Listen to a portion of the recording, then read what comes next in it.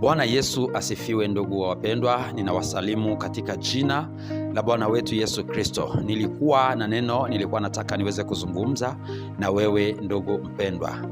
Jambo la kwanza nilikuwa nataka nikukumbushe ya kwamba katika maisha yetu mwanadamu anapitia changamoto, mwanadamu anapitia mambo magumu, mwanadamu anapitia maisha magumu, lakini nilikuwa nataka nikukumbushe jambo moja, ya kwamba mbinguni kuna Mungu.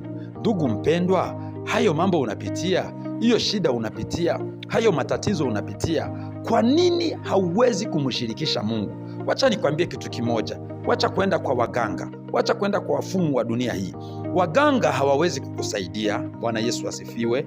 Ama mwanadamu hawezi kukusaidia.